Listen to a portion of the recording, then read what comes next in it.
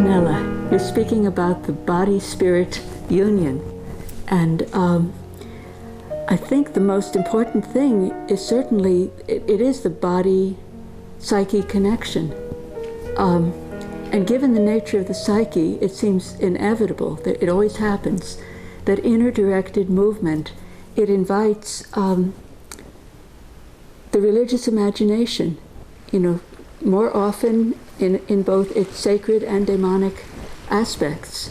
And it invites imagination of the mysteries, expressed as visions in the mind's eye and inner voices, and intrapsychic work that develops toward active imagination as a dialogue with the God or the gods within. In movement we find figures, we find pillars of light, we find pillars of darkness, we find symbolic images that appear, that we interact with. What we do in movement is active imagination. Expressive movement of every kind invites the aesthetic imagination. All of the expressive arts. It invites not only movement, but all of the expressive arts. Imagination of beauty. And I understand imagination of beauty as a form of the spirit, but it's a particular kind of spirit. It's the spirit of rhythm and rhythmic harmony.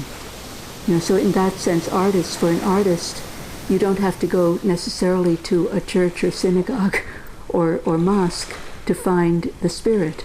You find it through your art. About the body-spirit Coniunctio, one of the things I've been thinking about very much in recent years is that at any moment, in any moment at all, the living body is both actual and imaginal. That leads us to the understanding that their body is probably the primal symbol of human experience, beginning in infancy and continuing throughout life. All of what movement is literal and it's symbolic in the same moment. And that's part of what makes movement such a powerful healing process.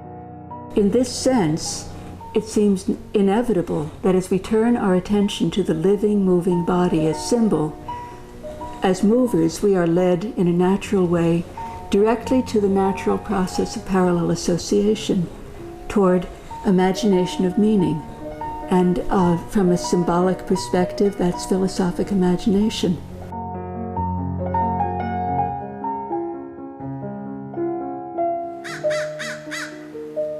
Jung's method of symbolic amplification comes to mind here, because that's all about amplifying the symbol in its personal and cultural and archetypal dimensions.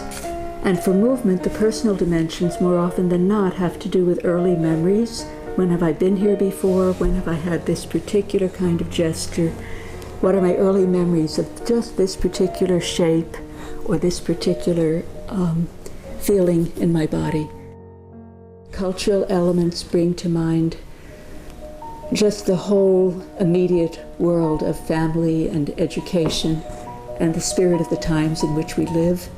And of course, cultural history is important, and the beauty of movement is that it also points us toward the future. And the archetypal dimensions is just the common body and psyche that each of us shares with every human on the planet. Dance and expressive movement also have so much to do with community and social imagination, imagination of relationship, and empathic imagination. And in our work, of course, we work with the dynamics of the transference and the countertransference. I think that just as artists find the spirit in the arts, I think people who are social reformers find the spirit in building community. And dance is a major and very important part of that. Finally, active imagination and movement leads, inevitably, toward the central self-reflective psychological imagination, which is a quintessence of the other four. By quintessence, I mean that the natural way to create and recreate the personality is through the symbolic cultural attitudes, that is, the religious, aesthetic, philosophical, and social, shaped by the age-old value inscribed at the Delphic oracle, know thyself.